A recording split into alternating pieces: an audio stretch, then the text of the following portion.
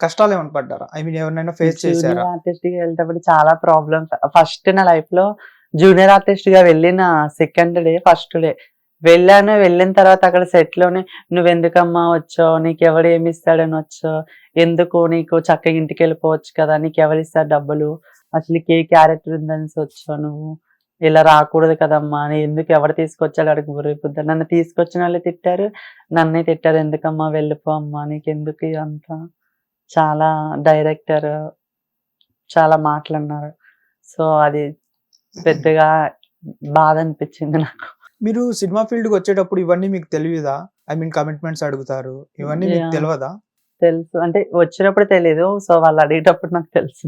మరి ఎవరైనా అడిగారా కమిట్మెంట్స్? అడిగారు అడిగారు మరి అడిగినప్పుడు ఇచ్చారా నేను కమిట్మెంట్స్? ఇవ్వలేదు. సో నేను ఫస్ట్ డే షూట్ కి వెళ్ళేటప్పుడు నా ఫ్రెండ్ కరుణక్క, సో మా ముగ్గురికి షూట్ పడింది ఎక్కడ, రామోజీ ఫిలిం సిటీ షూట్ పడింది. షూట్ కి వెళ్ళేటప్పుడు నేను పక్కన నన్ను తిట్టారని నేను బాధపడుతున్నా. సో తను కూడా నన్ను వచ్చి అడిగింది, పక్కన డైరెక్టర్ గారు వచ్చి కమిట్మెంట్ ఇస్తావా, నీకు పెద్ద ఛాన్స్ ఇస్తాను, సీరియల్ కంటిన్యూ రోలు, అది అప్పట్లో సీరియల్ అవుతుంది, మంచి రన్నింగ్ సీరియల్ అది. సో ఆ ఎక్కడ కమిట్మెంట్ నా ఫేస్ ముందే అడిగేశారు. సో అప్పుడు నేను అనుకున్నా కమిట్మెంట్ ఏంటి ఇంత కుల్లాగా అడుగుతున్నాను, ఇంత ఓపెన్ గా అడుగుతున్నారు అనేసి. మరి ఆ రోజు గనుక మీరు కమిట్మెంట్ ఇచ్చినట్టయితే ఈ రోజు మీరు ఒక రేంజ్ లో ఉండేవాళ్ళు కదా? నేను మరి ఎందుకు ఇవ్వలేదు, ఇవ్వలేదు ఆ రోజు? నన్ను అడగలేదు, నేను ఇవ్వను అసలు. అలా ఎందుకు చేస్తామండి? అలా అయితే నేను ఈ పాటికి ఇచ్చుంటే నార్మల్ జస్ట్ ఏదో పెద్ద లెవెల్లో ఏదో ఒక సీరియల్ ఆపర్చునిటీ వచ్చేది, ఏదో మూవీలో ఆపర్చునిటీ వచ్చేది.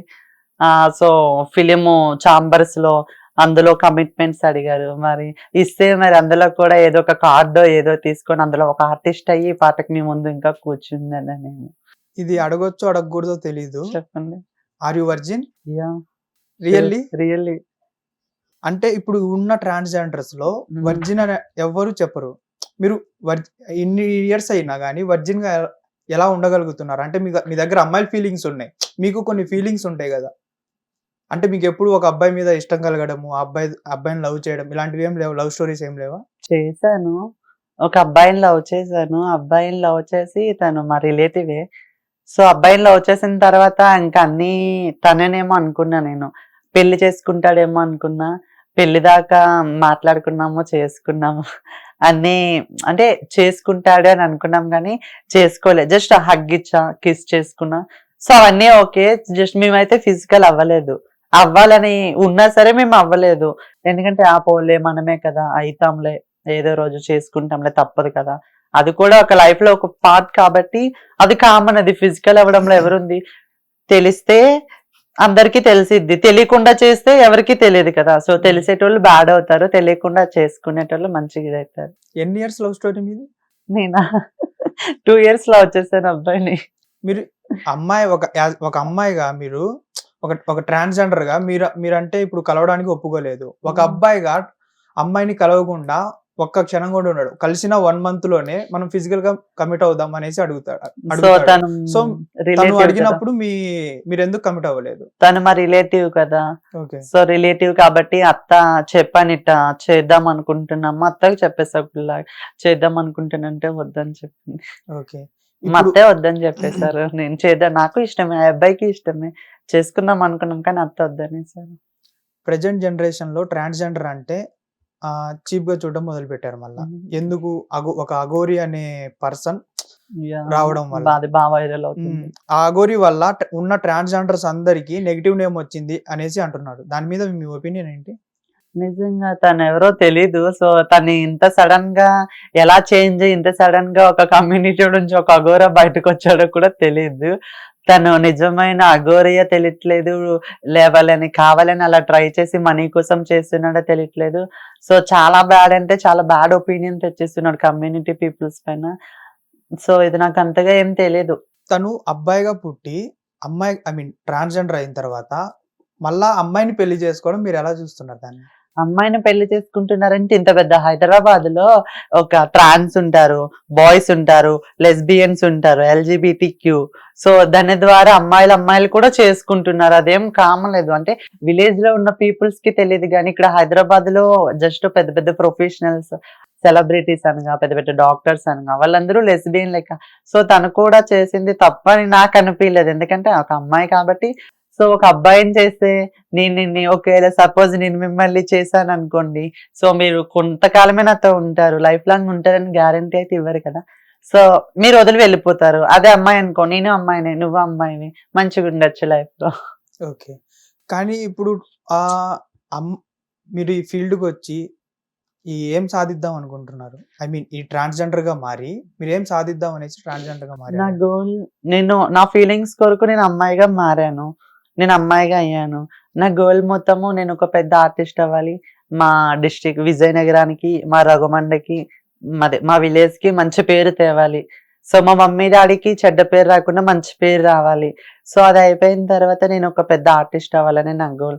ఒకటి మోడలింగ్ లో అయినా మంచిగా ఇంటర్నేషనల్ దాకా, ఇప్పుడు నేషనల్ అయ్యాను, ఇంకా ఇంటర్నేషనల్ అవ్వాలి, ఒక సీరియల్ తీయాలి. అంటే మీరే డైరెక్ట్ ఆహా, లేదు. చేయాలా? నేనేమి చేయను, నేను ఓన్లీ యాక్ట్ చేస్తాను. Okay. నాకు ఒక ఆపర్చునిటీ కావాలి, సీరియల్ ఆపర్చునిటీ Okay. కావాలి. ఇప్పుడు మీ ఇంట్లో వాళ్ళ ఫీలింగ్ ఏంటి మిమ్మల్ని ఇలా చూసి? మా మమ్మీ చాలా హ్యాపీగా ఫీల్ అవుతుంది. సో నేను ఆ రోజు ఇన్స్టాలో పోస్ట్ పెట్టగలే అందరూ, మా విలేజ్ వాళ్ళు అందరూ చూసి మా మమ్మీని చాలా హ్యాపీగా అడిగారంట, మీ అమ్మాయి ఏదో గెలిచింది, మీ అమ్మాయి ఏదో ఫస్ట్ వచ్చింది అనేసి. సో విలేజ్ పీపుల్స్ కి తెలియదు కదా ఫస్ట్ వచ్చింది, అట్లా మాట్లాడతారు. సో మా మమ్మీకి ఫోన్ చేసి మాట్లాడగలి, మా మమ్మీ కూడా చాలా హ్యాపీగా ఫీల్ అయ్యి కొంచెం ఆనంద బాష్పాలు పెట్టుకుంది. మీ ఊర్లో మిమ్మల్ని హేట్ చేసిన వాళ్ళే ఈ రోజు మీ గురించి గొప్పగా మాట్లాడుకుంటుంటే మీకు ఎలా అనిపిస్తుంది? ఎలా అనిపిస్తుంటే, ఒకప్పుడు అందరూ నన్ను చీప్ గానే చూసేటోళ్ళు, చాలా అంటే చాలా చీప్ గా చూసారు. మా మమ్మీ డాడీని కూడా చాలా అంటే చాలా చీప్ గా చూసారు.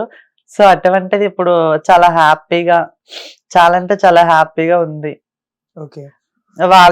వాళ్ళనే మాటలు, వాళ్ళనే ఇది, చాలా ప్రాబ్లమ్స్ ఫేస్ చేశాను. వాళ్ళ వల్ల మా మమ్మీ డాడీ నన్ను కొట్టడం, నన్ను తిట్టడం, చాలా అంటే చాలా చాలా ప్రాబ్లమ్స్ ఫేస్ చేశాను.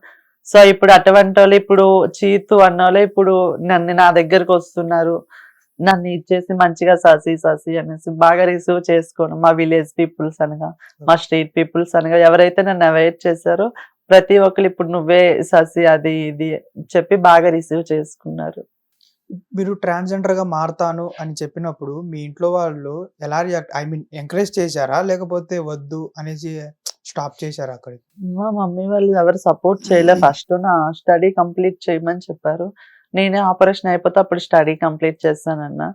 సో ముందైతే స్టడీ కంప్లీట్ చేయని చెప్పారు. నేను స్టడీ చేయను, ముందు ఆపరేషన్ అయిపోయిన తర్వాత చేస్తానని చెప్పాను.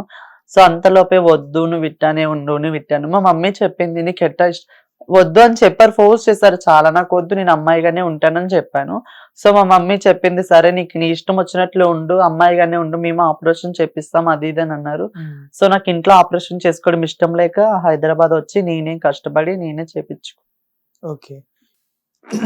ఇప్పుడు మీరు లైఫ్ లో ఇప్పుడు ఒక డైరెక్టర్ మీ దగ్గరకు వచ్చి నీకు మంచి క్యారెక్టర్ ఒకటి ఇస్తాను, నువ్వు నాకు కమిట్మెంట్ ఇస్తావా అంటే మీరు? ఇస్తాను, డెఫినెట్లీ. అదేదో ముందే ఇవ్వచ్చు కదా ఆ సీరియల్. అప్పుడు నాకు తెలీదు, ఇండస్ట్రీ కొత్త కదా అప్పుడు. ఓకే. ఇండస్ట్రీ కొత్త కదా, ఇస్తానండి. ఎందుకు ఇప్పుడు అప్పుడు అడిగితేనేమో నేను ఇవ్వను, నేను ఒక అమ్మాయిగా అయ్యి ఉండి ఇప్పుడు మీరు ఒక మీ లవర్ కే ఇవ్వండి. ఫిజికల్ అయితేనంటే మత్తాలు వద్దనేసారు కదా. ఓకే. సో అందుకని అవ్వలేదు, ఫిజికల్ అవ్వలేదు. అంటే ఎవరైనా ఫిజికల్ గా కలిసేటప్పుడు అత్తయ్య వాళ్ళకి మామయ్య వాళ్ళకి చెప్పే అవుతారు? నేను చెప్పే, మా అత్త నా బెస్ట్, ఎంత మాత్రం బెస్ట్ అయినా కానీ నేను నా బెస్ట్ ఫ్రెండ్స్ కి అన్ని షేర్ చేసుకుంటా అండి. ఏమున్నా నేను ఏ అబ్బాయితో మాట్లాడినా షేర్ చేస్తా, ఏ అబ్బాయితో చాటింగ్ చేసిన వాళ్ళకి షేర్ చేస్తా, మొత్తం మొత్తం మొత్తం కలిపేస్తాం. మొత్తం ఒక అబ్బాయితో మాట్లాడానంటే నాతోనే కదా, నా ఫ్రెండ్స్ అందరితోటి మాట్లాడాలి అబ్బాయి. సో అట్లా ఉంటది నా రిలేషన్. ఓకే. ఇప్పుడు బిగ్ బాస్ అనేది ఒక ఆపర్చునిటీ ఉంది. అవును. అందులో మీకు ఛాన్స్ వస్తే వెళ్తారా? ఖచ్చితంగా కళ్ళ మూసుకొని వెళ్తా. అదే ఏం చేస్తారు వెళ్ళి? ఇప్పుడు పింకీ వెళ్ళారు లాస్ట్, అంత ముందు సీజన్ లో. ఇప్పుడు తను అసలు ఉన్నారో లేదో కూడా తెలియదు. ఇప్పుడు మీరు వెళ్తానంటున్నారు. ఇప్పుడు మీకు పింకీ కూడా చాలా ఫేమ్, మంచి పేరు తెచ్చుకుంది, కమ్యూనిటీకి మంచి పేరు తెచ్చింది. చాలా ఇప్పుడు మూవీస్ చేస్తుంది, ఏదో మూవీస్ లో హీరోయిన్ గా చేస్తుంది అని అప్డేట్ ఇస్తుంది తను సోషల్ మీడియాలో. సో అటువంటి ఆపర్చునిటీ నాకు కూడా వస్తే మీ నుంచి మంచిగా హ్యాపీగా వెళ్ళి నేను కూడా నాలాంటి ట్రాన్స్జెండర్స్ కి, కమ్యూనిటీకి మంచి రెస్పెక్ట్ తో, నాలాంటి ఒక 2-3 ఒక 5 మెంబర్స్ ఇన్స్పిరేషన్ గా తీసుకున్నా చాలు. ఒక మంచి పేరు రావాలి, మంచిగా ఉండాలి, మంచి సక్సెస్ అయ్యి కప్పు కొట్టుకొని వస్తాయి సారి. వస్తే ఆపర్చునిటీ వస్తాయి మీ వల్ల. ఓకే. డెఫినెట్ గా ఈ వీడియో కనుక బిగ్ బాస్ టీమ్ చూస్తే శశిరేఖని తప్పకుండా తీసుకోండి. థ్యాంక్ యూ అండి. కొంచెం తీసుకోకపోతే సపోర్ట్ మాది ఎలాంటి చేయండి. రెస్పాన్సిబిలిటీ కాదండి. ఇందులో కొంచెం మళ్ళా చెప్తే సపోర్ట్ చేయండి కమ్యూనిటీకి. నాకు ట్రాన్స్జెండర్స్ తరపున నన్ను బిగ్ బాస్ లోకి తీసుకోవాలని మనస్ఫూర్తిగా కోరుకుంటున్నా. మీ ఓకే. పాదాభివందనానికి శతకోటి నమస్కారాలు. మీ బెస్ట్ కొంచెం ఫ్రెండ్ support ఎవరండి? నా బెస్ట్ ఫ్రెండ్ చందన అంజలి. ఒక ప్రాంక్ కాల్ చేద్దాం మీ బెస్ట్ ఫ్రెండ్ కి చందనకి. ఓకే. ఫోన్ కాల్ చేసి ఇలా ఒక అబ్బాయి వచ్చాడు, డైరెక్ట్ పెళ్లి చేసుకుందాం అంటున్నాడు అనేసి కాల్ చేద్దాం. కాల్ చేయండి చందనకి. సో నా ఫ్రెండ్ కి నాకు చిన్న ఇష్యూ అయ్యింది. కాల్ చేస్తా, లిఫ్ట్ చేయదేమో నాకు తెలిసి. హలో హలో హలో శశి చెప్పు. ఏం చేస్తున్నా మమ్మీ? నేను అది ఇక్కడ సామాన్లు తీసుకుంటున్నానే. అవునా? ఏమైంది? ఏం లేదు, ఒక అబ్బాయి వచ్చి పెళ్లి చేసుకుంటా అంటున్నాడు. ఏం చేయాలి? చేసుకో. చేసుకోవాలా? ఆ? చేసుకోవాలా? చేసుకో. ఏమైంది? చూస్తే రౌడీ. వాడు చూస్తే రౌడీ లెక్కున్నాడే. ఇష్టం. నా ఇష్టమా? నీ సజెషన్ ఏం లేదా? ఏమీ లేదు. ఆ ఎవరిష్టం వాళ్ళది నాన్న. సరే మమ్మీ, థ్యాంక్ యూ. అదేంటి మీ తను బెస్ట్ నా కోపంలో ఉంది, తను మాట్లాడతలేదు. ఎందుకు? ఎందుకంటే కొంచెం ఫ్రెండ్స్ అనే కొంచెం ఇష్యూస్ అవుతాయి కదా. అంటే మీరు మిస్ ఇండియా అయ్యారనా? కాదు, సో తను పర్సనల్ లో ఏం తీసుకున్నదో నాకైతే తెలీదు. సో ఆ అమ్మాయి ఇష్టం, ఎవరిష్టం వాళ్ళకు ఉంటది కదా. సో మీ క్వాలిఫికేషన్ ఏంటి? నా క్వాలిఫికేషన్ ఇంటర్ కంప్లీట్, నీట్, అన్ని లాంగ్ టర్మ్ కోచింగ్. ఓకే.